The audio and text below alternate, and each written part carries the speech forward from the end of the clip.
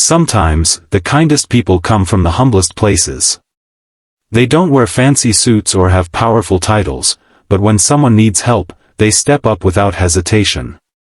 That's exactly what happened one quiet morning at a local bank in Ohio, when a janitor named Mike stood up for a young mute girl being mistreated, and his small act of kindness changed his life forever. Hey there, welcome to Kindness Action, where real stories remind us that compassion can change the world. If you believe in kindness, hit that subscribe button, like this video, and share your thoughts in the comments. Your support helps spread these inspiring messages far and wide. Now, let's dive into the story. Mike worked as a janitor at the downtown branch of Jefferson National Bank. He was in his late 40s, a single dad raising his teenage daughter, Lily. Life wasn't easy, but Mike never complained. He worked hard, always showing up early, always with a smile. He believed in dignity. No matter what job you had, you could still bring light into the world.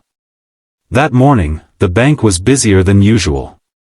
People rushed in and out, tapping their phones, impatiently checking their watches. Mike was mopping the lobby floor when he noticed a young girl, maybe in her 20s, standing quietly near the counter. She wore a simple gray hoodie, her hair neatly tied back.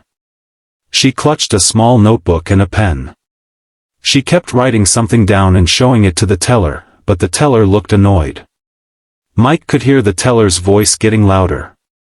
"Miss, I told you, you need to speak up. I can't help you if you won't talk." The girl's hands trembled. She pointed to her throat, then shook her head. It was clear she couldn't speak. Instead of compassion, the teller rolled her eyes. "Oh great, another one wasting my time. Look, if you can't communicate, come back with someone who can." Next. The girl's face turned red with embarrassment. People in line began whispering. A man behind her sighed loudly, muttering something about kids these days. Mike's heart sank. He dropped his mop and walked over. "Excuse me," he said softly. "Is everything okay here?" The teller glared at him. "Sir, please mind your work. This isn't your concern." Mike ignored her tone. He turned to the girl, who looked like she was about to cry. He smiled gently. "Hey, you're okay. Do you want to write down what you need? Maybe I can help." The girl's eyes lit up with relief. She quickly scribbled something on her notepad and showed it to him. The note said, "I just need to withdraw $200. My card works. They won't read my note." Mike nodded. "Got it. Let's fix this." He turned to the teller again, his voice calm but firm. "She's asking to withdraw some cash. She's mute, but she can write. That's a valid way to communicate, right?" The teller scoffed. "Sir, this is not your business." "Kindness is everyone's business," Mike replied. The entire bank went silent. Even the customers in line stopped fidgeting. The branch manager, hearing the commotion, came out of his office. "What's going on here?" he asked. The teller crossed her arms. "This janitor thinks he can tell us how to do our job." Mike swallowed hard but stood his ground. "I'm not telling anyone what to do. I'm just saying, treating people with respect shouldn't depend on whether they can talk or not."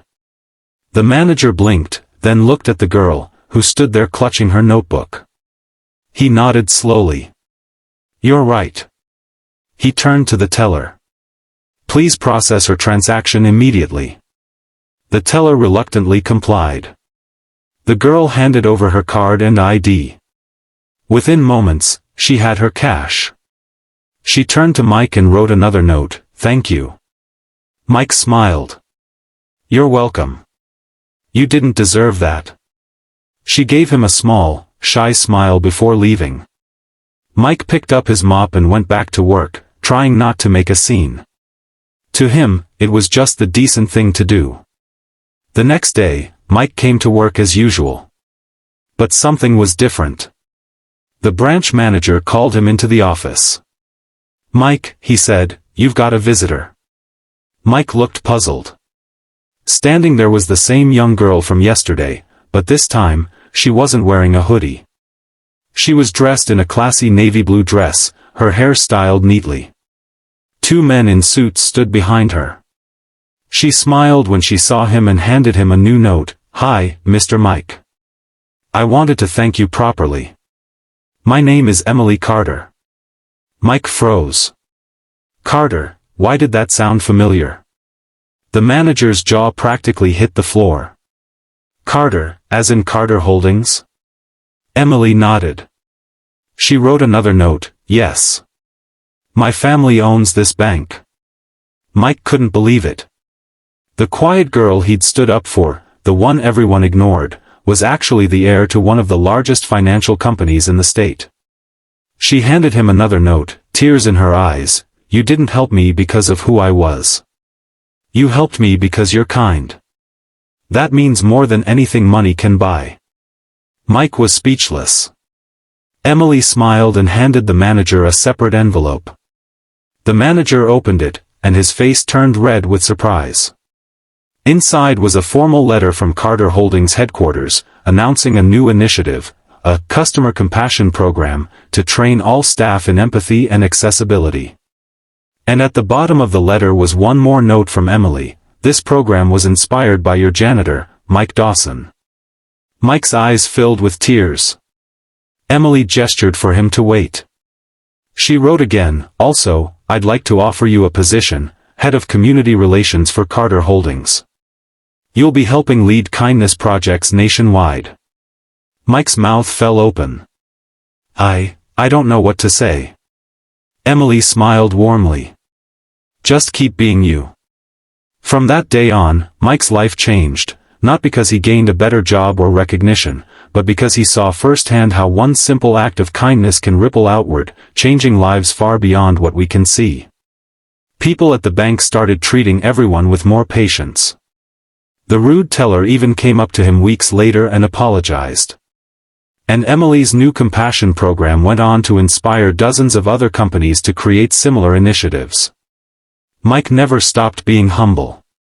He still visited his old co-workers, mop in hand, reminding them that kindness doesn't depend on your title or your paycheck. It's a choice, one we all can make, every single day. In a world where people often judge by appearance or status, Mike reminded us of something powerful. True kindness is silent but strong. It doesn't ask for rewards. It just does what's right. And sometimes, when we choose kindness without expecting anything in return, the universe finds a way to thank us in ways we never imagined. So next time you see someone struggling, help them. Speak up. Be kind. Because you never know who you're standing up for, or how deeply your kindness might change their world. If this story touched your heart, don't forget to subscribe to Kindness Action, hit like, and share this video with someone who needs a little reminder that kindness still matters. Together, we can make the world a kinder place, one story at a time.